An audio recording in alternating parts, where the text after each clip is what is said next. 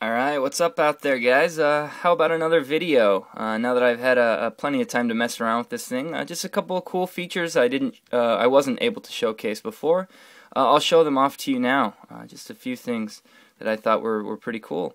I want to say thanks for all the kind comments out there. I've been getting a lot of comments, emails, things like that. Almost everything positive. Some really strange ones in there, but some really nice ones as well. So anyway, I appreciate the comments. The first thing I want to show you is just how Vita integrates, kind of PSN names with games. So, for example, if we go to Dynasty Warriors next, this is the demo, but it will work flawlessly with the full version of the game as well. So when we launch the live arena screen here, we have a few options. Obviously, starting the game is what you're going to be doing most often, but just some quick links to take you to their website. Go, check them out on the PlayStation Store and things like that. However, if we scroll down, it's going to show me activities. And this is going to show me, as you can see, my friends have also been playing this demo. So it's going to say my friend bought the demo. It's free, but obviously, it still says bought from the store. And that he's playing it. Another friend down here tells me he's playing it. So that's pretty cool. I can see not only when my friends are playing games, but what they've played in the past. So you can see what your friends have actually played before. Which is pretty neat. However, the integration goes a little bit farther than that, or the idea goes a little bit farther than that. For example, the Dark Quest Alliance. Again, this is the demo, however, same for the full version of the game.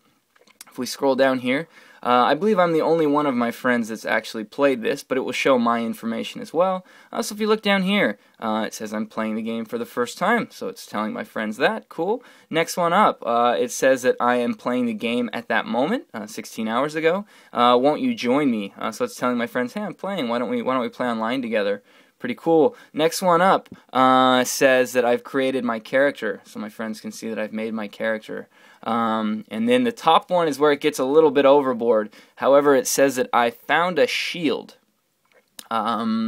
Which, I get the idea. The idea is sweet. Let's say you pick up a game and you and your friends are all playing it and you're going for this crazy hard to get rare item, and finally one of you gets it. It's going to shoot that out to all your friends that you found that.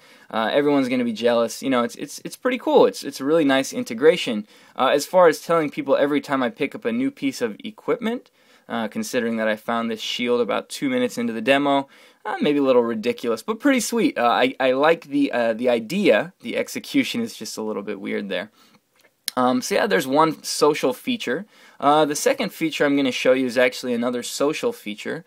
So why don't we go ahead and do that? Let's launch into Lord of Apocalypse. And I realize I haven't shown you guys any gameplay from anything, really. I've done that for two reasons. Number one, these gameplay videos for most of these games are all over. If you want to see what the game looks like, you can probably see it somewhere. And number two, I've just been having so much fun with the OS features. There's a lot to do on a system without playing any games. I'm pretty surprised by that. And yeah, I'm pretty pleased with how it works out overall. So I'm not actually going to play Lord of Apocalypse here. I just want to show you a cool feature. This feature is up to the developer to decide whether or not they want to implement it. It's that simple. The developer doesn't have to do anything to put it in. They just have to decide, do we want this feature in our game or not. As you can see, I've only got 22 minutes in the game. Haven't played it much. Here's my character. Yeah, blonde hair and sunglasses. Pretty silly looking. Anyway, let's go ahead and load into the game. Anyway, like I said, this feature, the developers can decide whether they want to enable this or not. I can see why some developers wouldn't want it in there, but basically what this is game screenshot taking, straight from your Vita. And any Vita game can do this as long as the developer says it's okay. So for example, check me out. I have sunglasses and I'm on a beach with 2 axes. I think that is probably the coolest thing in gaming history. I want to show all of my friends. So, all we need to do is press the PlayStation button and the Start button simultaneously. Let's see if I can do that here. And you will see, sorry, I don't know how well you could see that. I had to push the buttons at the same time. But it will save my screenshot here. As you can see, I can still run around and stuff while my screenshot's saving. I have heard some launch games do not allow you to use the controls at all while it's processing a screenshot, which is ridiculous. If you're playing a racing game and you suddenly lose control, yeah, I'm pretty sure that's something that the launch games will kind of suffer through, and they'll figure out and implement better in future games. But anyway, now that I've got that screenshot, I want to show all my friends. And I've actually already done this once before on the video I was making before this, but my phone got screwed up, so here I am making the video again. So you'll see down here I've already done it once, but let's do it again just to show you. All I'm going to do is go into the Twitter app and compose a new tweet, and I'm just going to put awesome because I think this is the coolest thing out there. And I'm doing this behind a camera again, so sorry I'm not doing very well. Awesome. Alright. And then we're going to click the add button over here. We want to add an image. And then it's going to divide your images up. We have all or screenshots. Obviously, it's nice to have a screenshot folder by game there, and then all the screenshots I've taken. So I'm going to click the screenshot there, and I'm going to go ahead and hit enter on the bottom here. And just like that, it's going to send my tweet out to all of my friends. So if we refresh here, there it is. Awesome, and then my friends can click on the picture, obviously, and on a Vita you get a full screenshot here. Now, I have heard of people complaining that these screenshots do not look very good on a PC, especially. However, if you look at it like this on a Vita, there are some artifacts. It's compressed, but it looks pretty good on a Vita screen. Obviously, if it gets a little more blown up on a PC, it's going to look a little bit weird. But yeah, I think that's a pretty cool feature. I'm definitely not going to complain about that one. So yeah, another cool social gaming feature that I think will be pretty sweet. Easy to share with your friends. Like I said, developers can choose not to put that in there. So, for example, if I was playing Final Fantasy VII, obviously, this is for Vita games, but as an example, and I see Eris getting stabbed through the heart, sorry for the spoiler, and I screenshot that and send it to the world, that would not be a good thing. So, the developer could then go and say, oh, sorry, you can't take screenshots of this game. Yeah, so another cool feature there. Let's see, a third feature. People have been asking me about Bluetooth headsets. Very, very simple to set up, just like a PlayStation 3. You go into Settings, go into Network, Bluetooth Settings, Bluetooth feature, you want to enable it.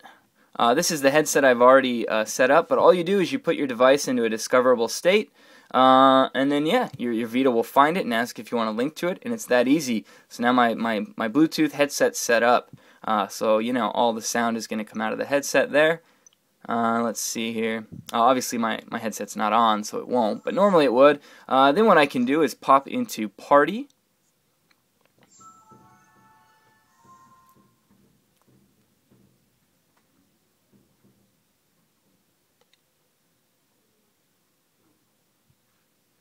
And what Party is basically it's room group chatting, and you can be in Party while you're playing games. You can be in Party while you're surfing the internet. You can be in Party when you're doing whatever you want. So all you need to do in Party is go ahead and hit this house over here, and you want to make a new party. Kyle Cities, that's me on PSN. You can choose who can join it. You can pick, I only want people coming in that I've invited, or up to friends of friends can come in. You create a party. And then yeah, you send out requests to add your friends, and they'll pop up in here. And then you add them, and as they're in here, yeah, you can Bluetooth chat to each other. I have not tried it without Bluetooth. The Vita does have a microphone, obviously. I would imagine it would work. You could hear your friends out from your Vita, but I haven't tried that, so I can't really comment on that. Anyway, yeah, so even though I'm in the chat, like I said, I can exit out. Just don't close it out, and I can do whatever I want. I can go play games, I can go surf the internet. One issue that's been brought up, a couple of launch games have been booting people off the network when you launch them. Actually, Lord of Apocalypse is one of those games. If you'll see when I launch it, top left corner here, boom, the network features have been disabled. It's kicking me off the network. I think that's for battery life. Hopefully that will be something that just goes away. Anyway, the video, sorry, I'm out of room now. Please follow me on Twitter at Kyle22, all spelled out. I appreciate the views. Thank you very much.